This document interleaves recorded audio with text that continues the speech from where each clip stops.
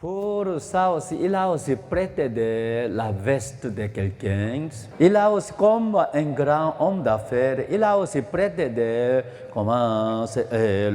valise. Normalement, c'est les gens, c'est lui qui est grand homme d'affaires. Il a aussi préparé l'argent de dollars dans grande valise aussi. Mais il a aussi porté des chaussures de sport en ce jour-là. Il a aussi prêté des chaussures, tous les luxes de quelqu'un aussi. Ah oui, si j'arrive aux États-Unis, si on a gagné de l'argent, je vais payer, ne vous inquiétez pas. Il a aussi prêté toutes choses. Au bout de quelques temps, le jour arrive, il est aussi monté dans grand bateau aussi. Mais à peu près, il y a aussi à peu près 1000 passagers qui sont montés dans grand bateau. C'est qu'il a un billet de bateau seulement.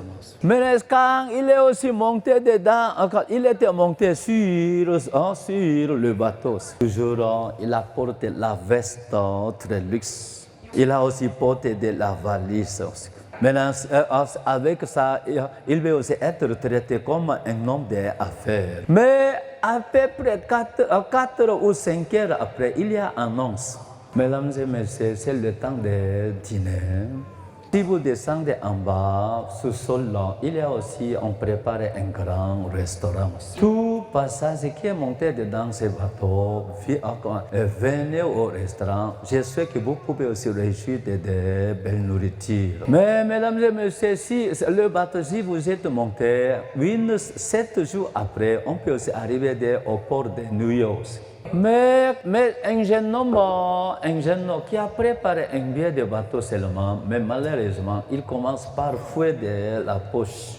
Mais malheureusement, il fouille aussi comme ça, il n'a pas l'argent aussi. Ladies and gentlemen, c'est le temps de déjeuner. Nous avons préparé belle nourriture au restaurant tout seul. Mais pour problème, il a faim, mais problème, il n'a pas l'argent aussi. Mais tous les gens qui sont dans le bateau, monsieur, vous avez entendu l'annonce, on va descendre sur le sol au restaurant. Mais il pense que, parce qu'il n'a pas l'argent, malgré aussi il a faim, il ne peut pas descendre au restaurant. Mais les gens disent que monsieur jeune homme, on va aussi aller au restaurant. Oh, mais à cause de son orgueil, avant que je monte dans le bateau, j'ai descendu manger avec plein de viande. Je n'ai pas faim. Mais pour moi, regardez mon ventre, j'ai bien mangé. J'ai mangé de plein de viande. Oh, jusqu'à maintenant, je n'ai pas faim. Ok, d'accord. Tous les gens, ils descendent. Il est en train de réjouir de belles nourritures au restaurant. Mais toujours, si on voit de ces jeunes hommes, il a aussi bien de bateau. Mais il pense qu'il n'a pas l'argent dans sa poche. Il pense qu'il ne peut pas manger de nourriture. Le lendemain aussi, il y a aussi annonce, mesdames et messieurs, c'est le temps des petits déjeuners. Tout nourriture est prêt. Venez au restaurant. Mais autre camarade, jeune homme, on va aller au restaurant. Non, je n'ai pas faim. Vous savez quelle nourriture j'ai mangé avant que je suis monté? Mais à l'intérieur, il a aussi trop faim. Mais toujours, il dit que l'argent est mon ennemi. Mais 2 jours passent, 3 jours passent, 4 jours. Pendant 4 jours, il n'a rien mangé aussi. Il a aussi trop faim aussi. Mais si j'attends 3 jours, si j'arrive à New York, mais je peux aussi gagner beaucoup de l'argent aussi. 5 jours passent. Mais il y a aussi, à cause du mauvais climat, il pleut aussi. 6e jour, il y a aussi annonce, mesdames et messieurs, à cause du mauvais climat, normalement, 1 jour après, on peut aussi arriver à New York. 3 jours aussi sera retardé aussi. Mais là, il n'a rien mangé manger pendant 6 jours, 3 jours encore. Si je ne mangeais pas encore avant que j'arrive au New York, je vais mourir. Avant que je meure, maintenant je vais manger d'abord. À la fin, 6 jours après, il est descendu au restaurant. Pour ce camp, il a trop faim aussi. Il s'assit sur la table. Maintenant, l'hôtesse est venu. Il a aussi commandé beaucoup de nourriture parce qu'il a faim. L'hôtesse demande, monsieur, ce que vous demandez, vous pouvez manger de toutes choses. Ne t'inquiète pas, amène de toutes choses, amène de tout. L'hôtesse amène de nourriture. Il y a plein de nourriture sur la table à manger. Pendant 6 jours, il n'a rien mangé, il a trop faim. Il a vidé de 5 plats. Il a mangé 5 plats. Il a peur. Parce que le temps d'arriver à payer, mais il n'a pas l'argent. Jusqu'à la fin, il prétend qu'il est homme de grand, homme d'affaires. À cause de son orgueil, il n'est pas dire, il n'a pas l'argent. Il amène l'hôtesse. L'hôtesse vient, il prétend toucher de sa poche. Amène facture. Amène facture. Combien? Amène facture. Mais l'hôtesse demande, monsieur, vous êtes venu ici première fois. Tu dis quoi? Amène facture. Je vais payer, amène facture. Monsieur, vous êtes venu ici la première fois. Dans notre restaurant, il n'y a pas aucune facture. Pourquoi tu n'as pas facture? Si tu n'as pas amène, comment on va payer? Amène facture. Je vais payer. Maintenant, il a peur. Ah, monsieur, je vais vous expliquer pourquoi on n'a pas préparé facture. La raison pour laquelle on n'a pas préparé facture dans notre restaurant. Le temps, vous avez acheté des billets de le bateau. Tout le prix de nourriture était dedans. Tu dis quoi? Le prix de nourriture était dans le billet de bateau. C'est comme ça. Maintenant, pourquoi il n'a pas mangé pendant 6 jours? Pendant 6 jours, il a trop faim aussi. Maintenant, il est en train de pleurer, j'étais dans l'ignorance. Malgré aussi, il avait bien de le bateau. Il ne savait pas de la valeur de bien de bateau. S'il connaît de la valeur de bien de bateau, il n'a pas besoin de déjeuner. Maintenant, depuis le premier jour, il peut aussi bien réussir de nourriture. C'est que aussi ces bateaux préparés. Il n'a pas, mesdames et messieurs. Aujourd'hui, nous avons aussi présenté des cantates et des Pâques. Ici aussi, il y a aussi, si on voit de la Pâque, il y a aussi la signification très importante. Maintenant, Ancien Testament, si les gens ils pêchent, maintenant Dieu nous a montré de la voie pour laver de le péché selon la loi de Moïse. Spécialement, Lévitique chapitre 4, 27 à 31, Dieu nous a montré de le chemin. Celui qui pêche, il pêche. Deuxième, il doit aussi préparer sacrifice péché comme chèvre et mouton. Troisième, il doit aussi poser semer sur la tête des chèvres et moutons. Il confesse le péché, ce qu'il pêche. Avec le péché est transféré sur l'agneau, sur le chèvre. 4 étapes, la Bible dit car le salaire de péché, c'est la mort. Si on doit aussi, parce que c'est le chèvre qui a ôté le péché de l'homme, on doit aussi Dieu. Avec le sang des chèvres, sacrificateur, il est entré dans le tabernacle. Il doit aussi apaiser le sang des chèvres sur le compte des hôtels. Avec ça, on a lavé le péché. Je vous ai dit que quoi? Il pêche, il prépare le sacrifice péché, il confesse comment il a tué aussi. Mais si on voit dans l'Ancien Testament, il doit chacune fois s'il pêche, il doit se confesser le péché, c'est qu'il commet aussi. Mais chaque jour, il pêche, il confesse. On a aussi tué des chèvres. Il est aussi habité de laver le péché, le péché de laver le péché. Mais si on va, ça nous donne des rédemptions temporelles, c'est comme ça. Chaque jour, il doit aussi faire des cérémonies pour laver des péchés chaque jour. Si on maintenant, tout le monde pêche, le peuple Israël, il y a aussi 600 000 personnes. S'ils pêche tout le monde par jour. Combien d'animaux il a besoin pour laver le péché?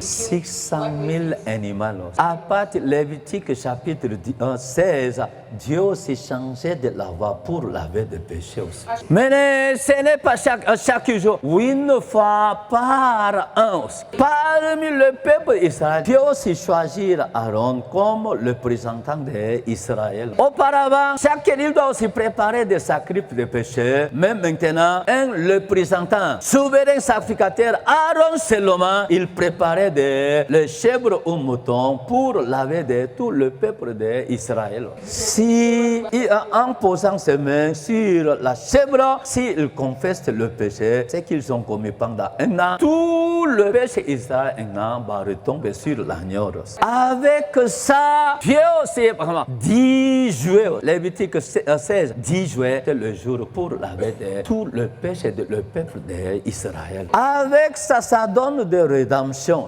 Chaque jour, c'est rédemption des temporales. Chaque année aussi, ça donne des rédemptions des temporales.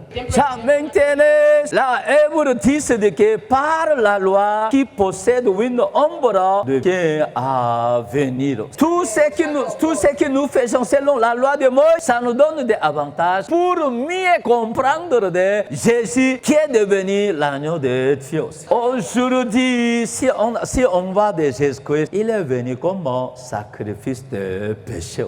Matthieu chapitre 3, mais le dernier des souverains sacrificateurs, il y a Jean-Baptiste. Il était dernier des souverains des sacrificateurs selon la loi. Et si on voit de Matthieu 11, verset 11, il était le représentant de tout, le représentant de les gens qui sont les femmes. Comme Dieu aussi choisit Aaron, maintenant Dieu aussi choisit Jean-Baptiste pour nous. Jean-Baptiste, il a aussi posé ses mains sur la tête de Jésus-Christ, comme prophétie d'Isaïe.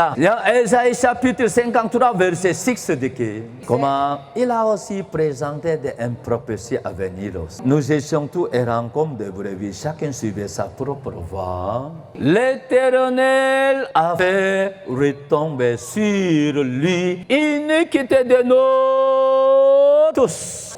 Nous cherchons tous errants comme des brebis, chacun suivait sa propre voie. L'Éternel a fait retomber sur lui, sur Jésus-Christ, iniquité de nous tous. Pour ça, si on voit des Jean chapitre 1, 29, de que Jean-Baptiste, que le lendemain, après il a baptisé, il a aussi posé ses mains sur la tête de Jésus-Christ. Le lendemain, il a annoncé de la bonne nouvelle. Voici l'agneau de Dieu qui ôte le péché du monde. Jésus-Christ dit que je suis Alpha et Oméga. Quand Jean-Baptiste, il posait ses mains, il confesse, la Bible dit que tout le péché de l'homme est déjà retombé sur Jésus-Christ. La raison, nous avons présenté de la mort de Jésus-Christ, mais Dieu nous a montré tout votre péché, Alpha et jusqu'à Oméga, déjà transpédé de votre péché sur Jésus-Christ. Jésus-Christ, il est juste, mais Jésus est traité comme un grand pécheur.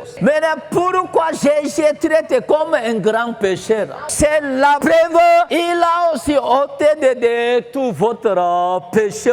Jésus souffert comme aujourd'hui. Jésus tapé aussi. Jésus souffert. Jésus souffert un peu ou beaucoup. Jésus souffert un peu ou beaucoup. Jésus aussi souffert beaucoup. Cela veut dire que vous péchez de un peu ou beaucoup. Jésus souffert beaucoup. Nous péchons beaucoup. Pour ça, Dieu ouvre le chemin. On peut entrer au ciel. Pour ça, Dieu se transmet de tous nos péchés sur Christ. Car le salaire du péché, c'est la mort. Quand Jésus-Christ est monté sur la croix, vous devez croire que tout votre péché aussi monté sur la croix aussi. Quand Jésus-Christ est crucifié sur la croix, vous devez croire que tout votre péché aussi était crucifié sur la croix aussi. En crucifiant sur la croix, Jésus-Christ dit que tout est accompli. Mon enfant, tes péchés sont pardonnés. Alléluia. Vous connaîtrez la vérité vous affranchira. Ce que nous avons montré de la Pâque, la mort de Jésus-Christ était la mort de votre péché aussi. Romains chapitre 4 verset 25 dit que Jésus-Christ est crucifié pour nos péchés. Il est quoi?